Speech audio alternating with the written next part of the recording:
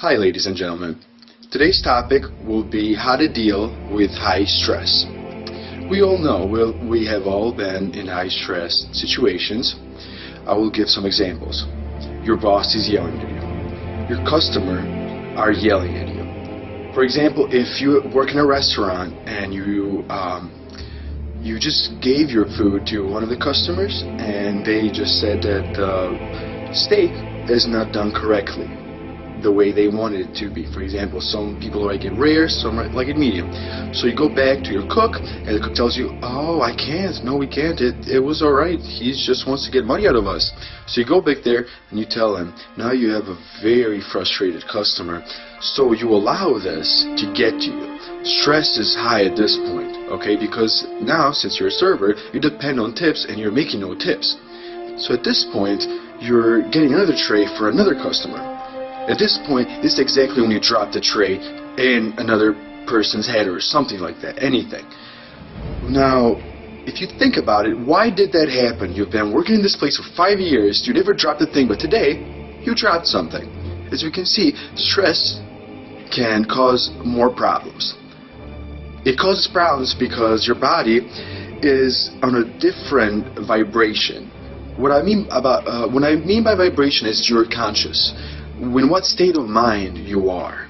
If you are stressed, I guarantee you, you will not do anything right. You will try, sometimes it does work out well, but really being stressed equals no good. Being stressed just means that your cortisol levels are increased, so you're in fight or flight. You're not going to fight anyone. You don't want to fight anyone.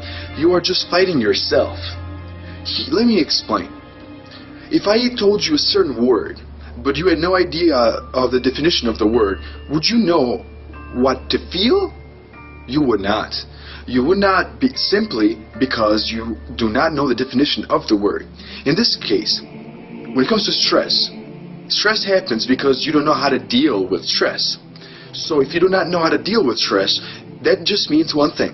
You have to give it a definition.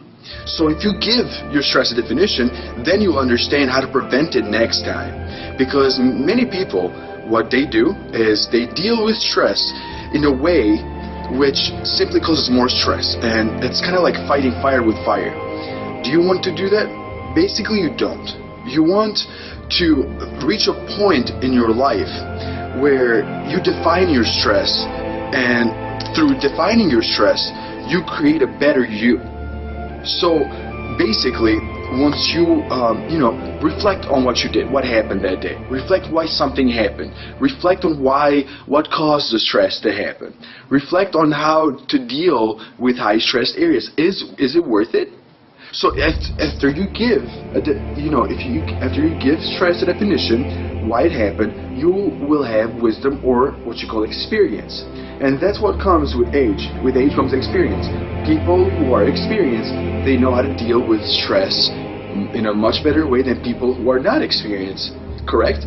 So now I just explained to you how to prevent stress from happening. It's really simple. You just gotta work on it. It's a progress. Okay?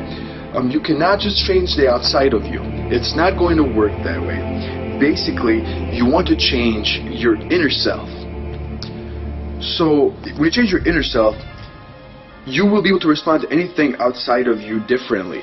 And when you start responding to things differently, but you're responding to things differently, which were the same in the past, that means that you are doing something good. That's what you want to do. You want to respond to the same experiences differently. You want to make sure that you're not responding to it the same way. You're not stressed. When your boss yells at you, you are not angry and you don't get defensive. You just listen and you understand why your boss is angry at you. So that's what I mean by understanding how to experience stress. So that way, you have a clearer mind and you do not make mistakes. The point of stress is to fight or to run away, to flee, or to simply fight. In today's society, we don't really need a fight or flight. All we need to do is have a clear mind of our own consciousness.